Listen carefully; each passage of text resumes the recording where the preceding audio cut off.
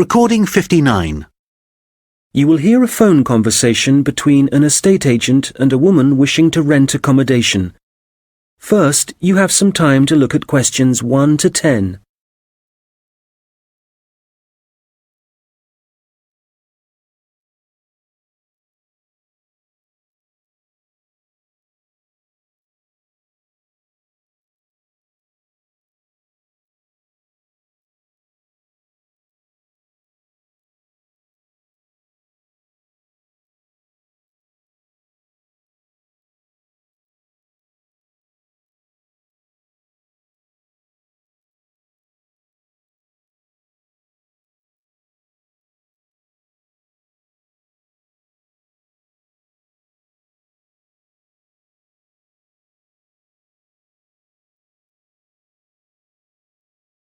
Fairfield Rentals, Andrew Williams.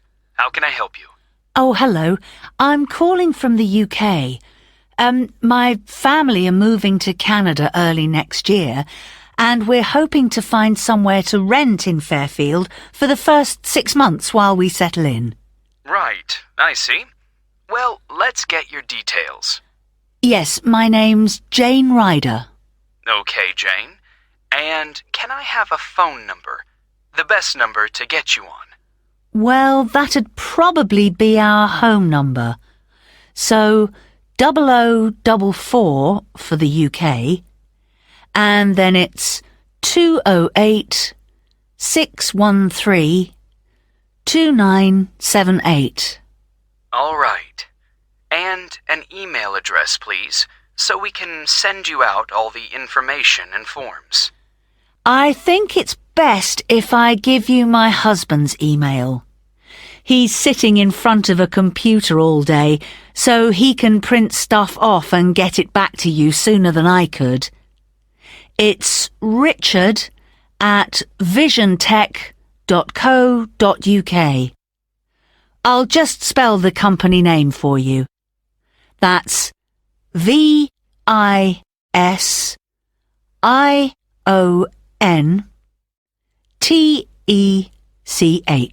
Great. And we have a question here about occupation. Richard's an IT specialist for an advertising company.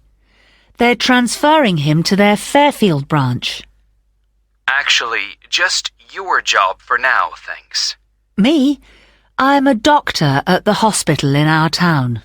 Okay, I'll put that down. Now, what kind of accommodation are you looking for? House? Apartment? An apartment, probably, as long as it has 2 bedrooms.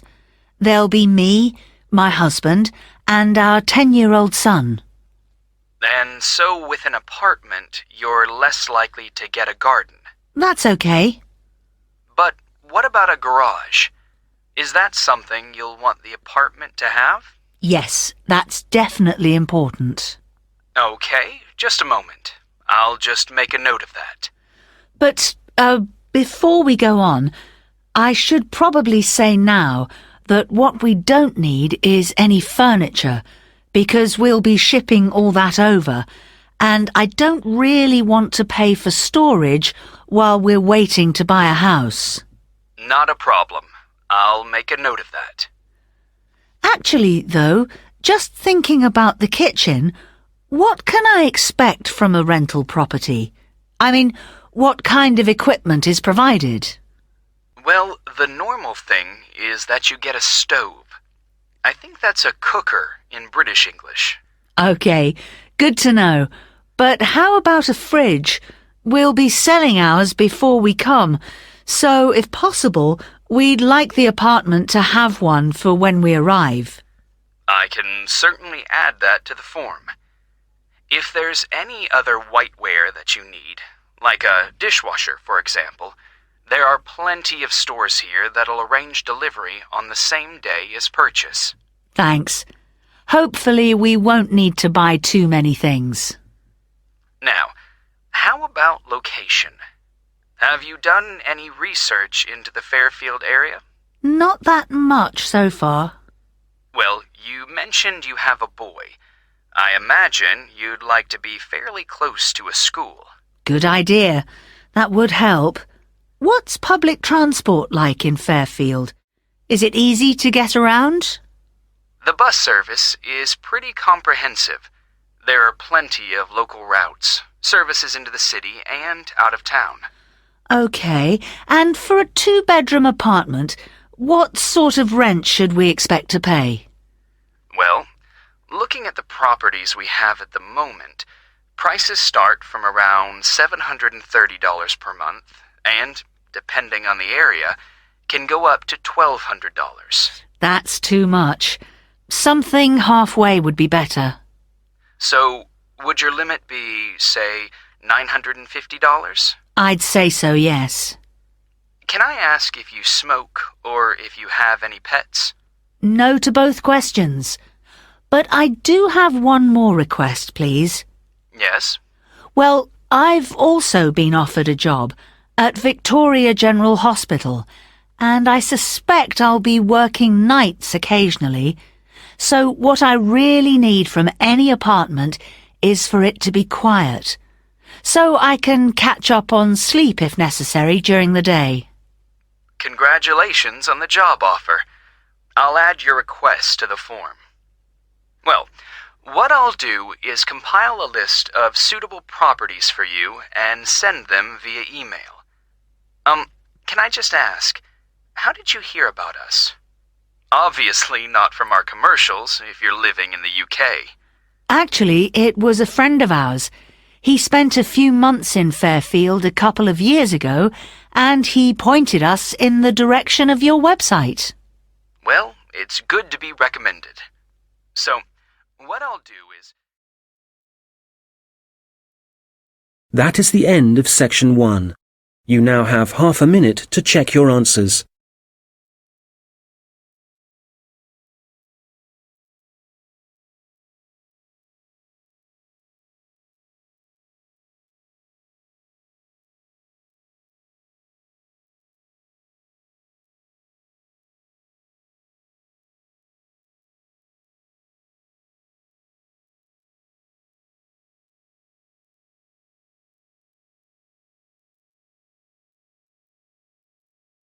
Now turn to section 2. Recording 60. You will hear a police officer giving advice on protection against local crime. First, you have some time to look at questions 11 to 15.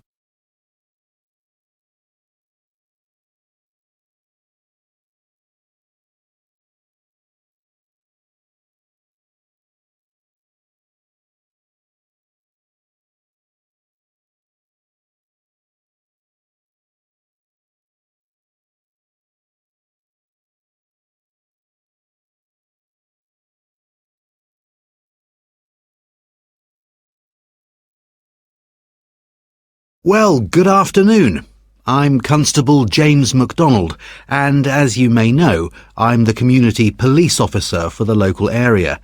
That means that, as part of my job, I try to get out in the community as much as possible, talk to the people that live in this neighbourhood, people like yourselves, and make sure there's an effective level of communication between the public and the police, hence the reason for this meeting. There have been several burglaries in the area in the last few weeks, and I'd like to talk about ways you can keep your home and property safe. So I'd suggest that a good way to start is by talking to your neighbours and exchanging contact details with them. This will allow you to get in touch immediately if there's anything suspicious happening next door. Then make sure you have a good discussion about the best course of action to take in case of emergency. Make sure everyone is clear about what to do and who to call. If you plan ahead, this will prevent uncertainty and even panic should anything happen later. Another thing that I would advise you to do is always leave your radio playing, even when you go out. And if you keep your curtains closed, burglars are less likely to try and break in because they can't be sure whether someone's home or not. Now, none of us want to be in the situation where we can't get into our own home, but do take time to think where the best and safest place is to leave your spare keys. Putting them under the doormat or anywhere near the front door is just asking for trouble. You'd be surprised how many people actually do this, and it makes life really easy for burglars. All these things will help keep your community safe and will cost you nothing. However, if you are going to spend some money, what I'd recommend more than anything else is that you invest in some well-made window locks for your house. This will give you peace of mind. Before you hear the rest of the conversation, you will have some time to look at the questions 16 to 20.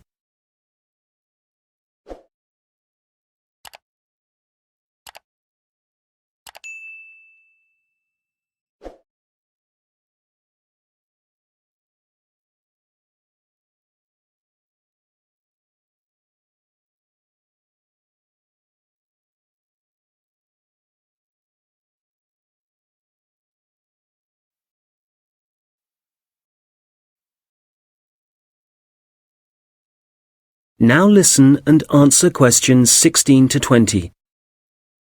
OK, moving on. Unfortunately, there's been an increase in the number of minor crimes and antisocial behaviour in the general area, and I want to talk about some specific prevention measures that are being proposed. First of all, the skate park. As you probably know, it's well used by younger people in our community, but unfortunately we're getting more and more reports of broken glass, making it especially dangerous for younger children. One possible solution here is to get rid of some of the trees and bushes around the park, making it more visible to passers-by and vehicles. If the vandals know they're being watched, this might act as a deterrent.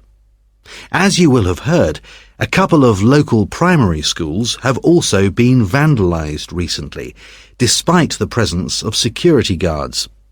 The schools don't have the funds for video surveillance, so we need people in the neighbourhood to call their nearest police station and report any suspicious activity immediately. Please don't hesitate to do this. I expect most of you are familiar with the problems facing Abbotsford Street. It seems that no amount of warning signs or speed cameras will slow speeding drivers down. I'm happy to say, however, that the council have agreed to begin work over the next few months to put in a new roundabout. What else? Oh yes, the newsagent and the gift shop on Victoria Street were both broken into last week, and although no money was taken, the properties have suffered some serious damage. Access was gained to these shops through the small alleyway at the back of the properties. It's dark, and as you can imagine, no one saw the thief or thieves in action. So we've been advising shop owners along there about what kind of video recording equipment they can have put in. We'll then be able to get evidence of any criminal activity on film. The supermarket car park is also on our list of problem areas. We've talked to the supermarket managers and council authorities, and we've advised them to get graffiti cleaned off immediately and get the smashed lights replaced. If you don't deal with this sort of thing at once, there's a strong possibility that the activity will increase and spread, and then it becomes... That is the end of section 2. You now have half a minute to check your answers.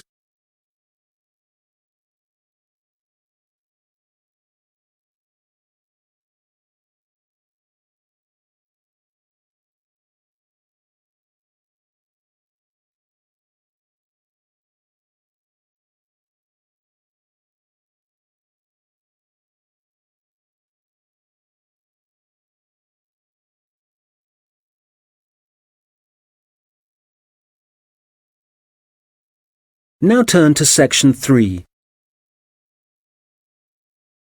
Recording 61. You will hear two students discussing their assignments. First, you have some time to look at questions 21 to 26.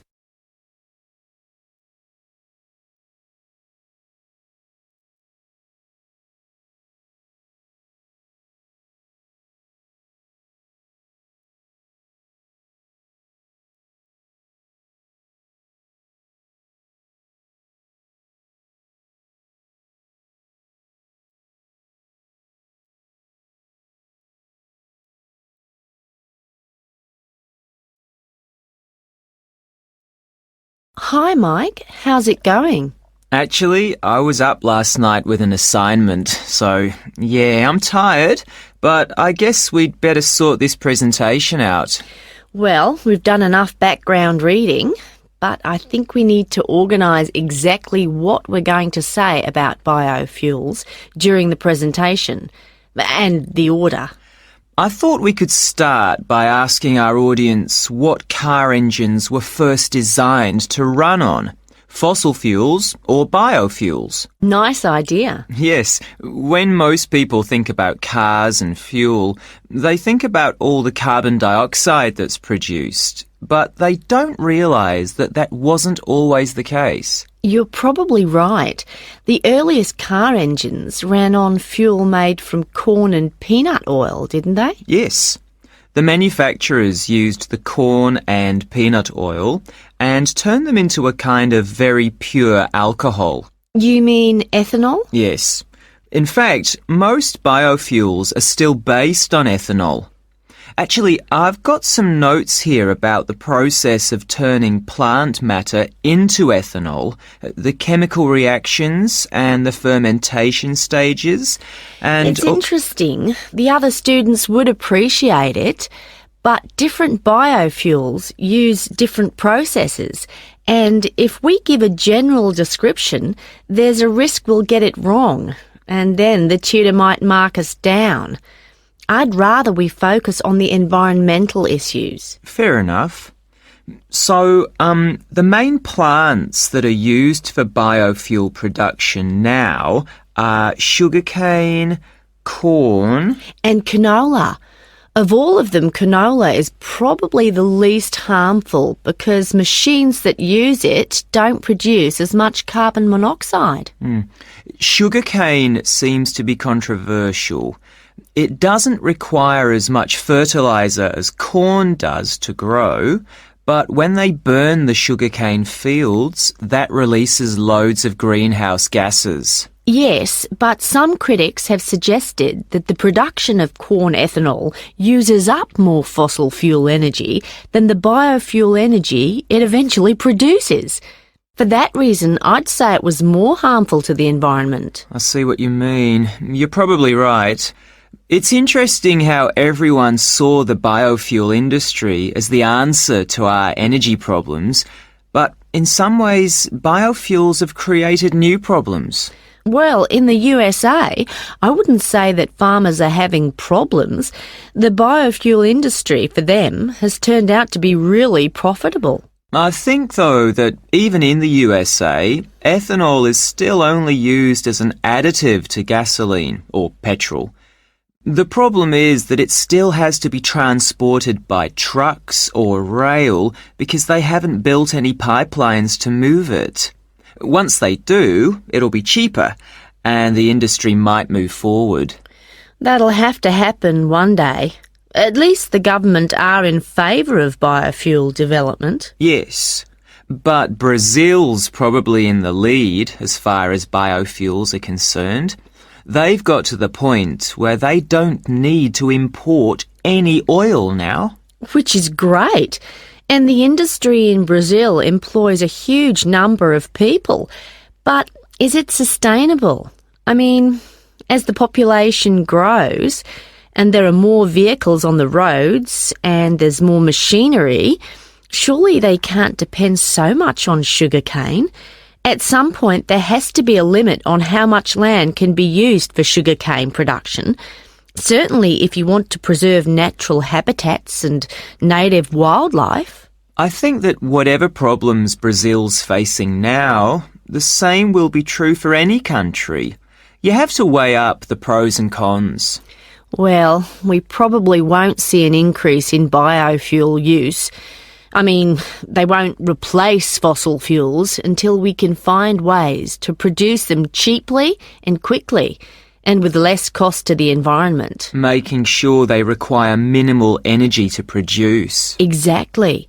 And in a way, that means they have to cost less than fossil fuels, certainly when you're filling up your car. Yes, and whatever other kind of engines use fossil fuels at the moment.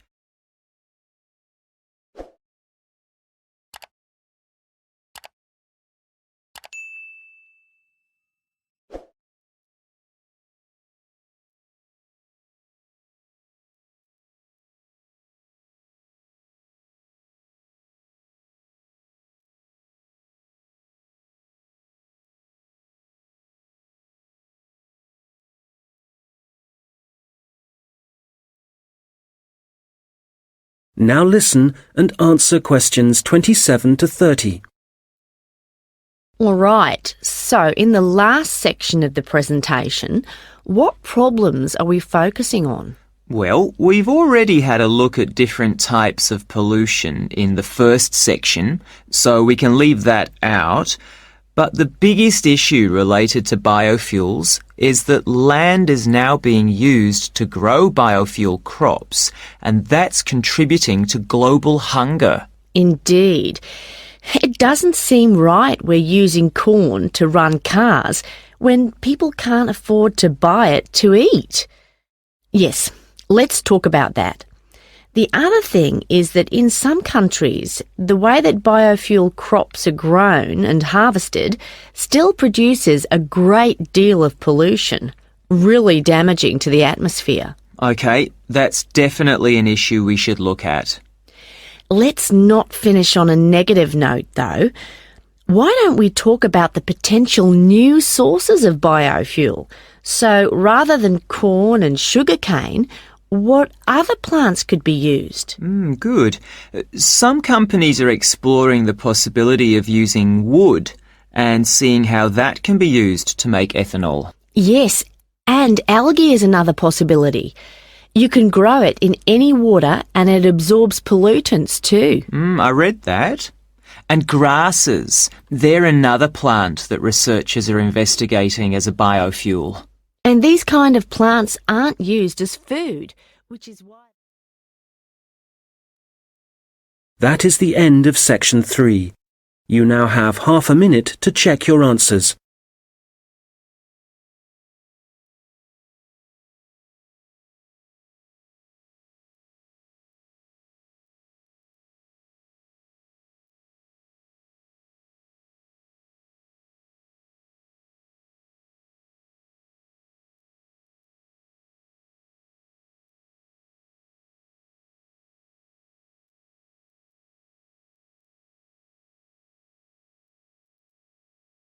Now turn to section 4.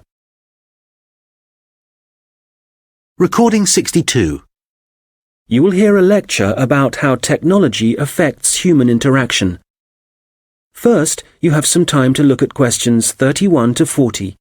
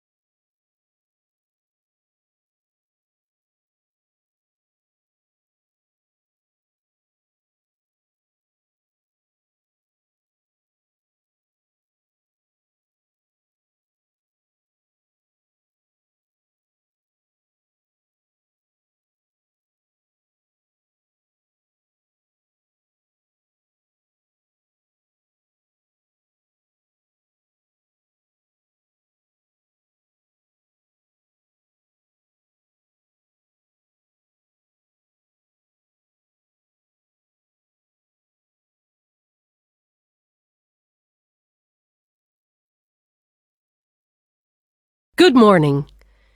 Today, we're thinking about the way that technology is influencing our social structures and the way we interact with one another. Humans, as we know, have always lived in groups. Without this arrangement, our species would have died out long ago. But now, the way we see and define our group is changing. I'd like to start by mentioning the research of American sociologist Mark Granovetter in 1973. It was Granovetter who first coined the term weak ties, which he used to refer to people's loose acquaintances. In other words, friends of friends. His research showed that weak ties had a significant effect on the behavior and choices of populations, and this influence was something highly important in the fields of information science and politics, and as you can imagine, marketing also. So, these friends of friends, people we might spend time with at social or work gatherings, might not be like us, but they can still have a positive influence because we share the same sort of interests. That's enough to make a connection, and this connection can turn out to be more beneficial than we might suspect.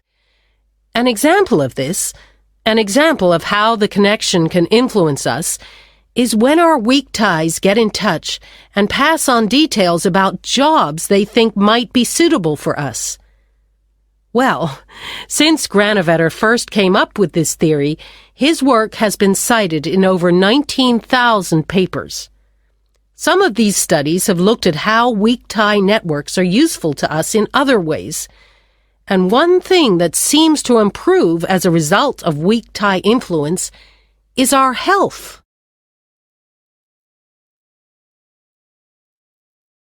Today, our number of weak tie acquaintances has exploded due to the Internet, to the phenomenon of online social networking.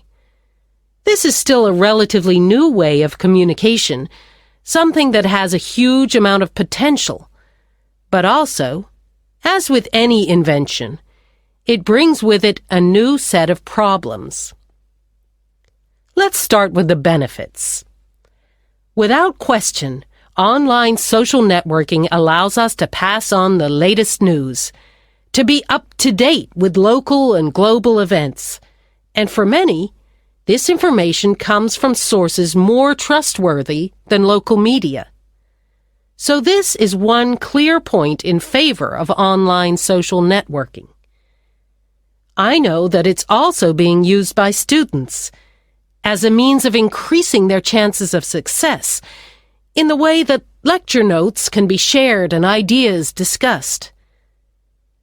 I think, personally speaking, that we need some further research before we can definitively say whether it helps or not. There's also been a great increase in the number of networking sites devoted to sharing advice on health issues, but there are as yet no studies to prove the reliability of that advice. Now, what we do have clear evidence for is that people are developing friendships and professional networks in a way that wasn't possible before. The process is faster. I'm not talking about quality here, but simply that they exist. And it's debatable whether the number of online friends that you have increases your level of self-confidence. That's perhaps an area of research some of you might be interested in following up. Turning to the problems, there are any number of articles connecting online activity to falling levels of physical fitness. But it's too easy to blame the Internet for our social problems. The poor grades of school children are also frequently linked to the time spent on social networking sites. But it would be naive to believe there are no other contributing factors. One real concern, however, is the increase in the amount of fraud, where, for example, people are using the personal data of others, which they've put online, for criminal purposes. This kind of activity seems likely to continue. And then, certainly for employers, online social networking sites have provided a great time-wasting opportunity, reducing productivity like never before, and I doubt they can put a stop to this habit, no matter what restrictions are in place. We'll come back to these issues in a minute, but I'd like to say something about the theories of Robin Dunbar, an anthropologist at Oxford University. Dunbar has found that the human brain has evolved in a way that means we can only give real attention to a particular number of people.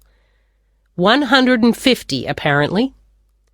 So, for example, if the number of friends on your online network is greater than that, according to Dunbar, this would imply the relationships are only superficial.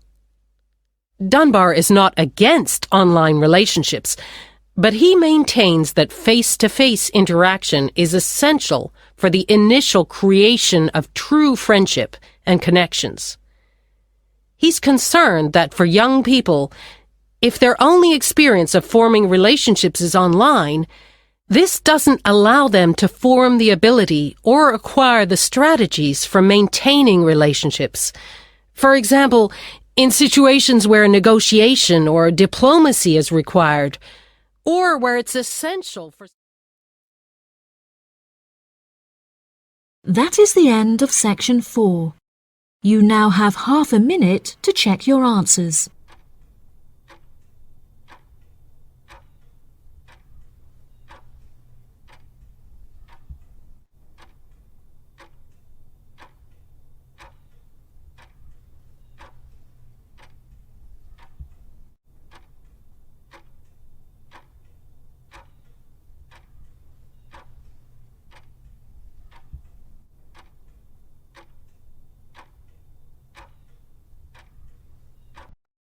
That is the end of the listening test.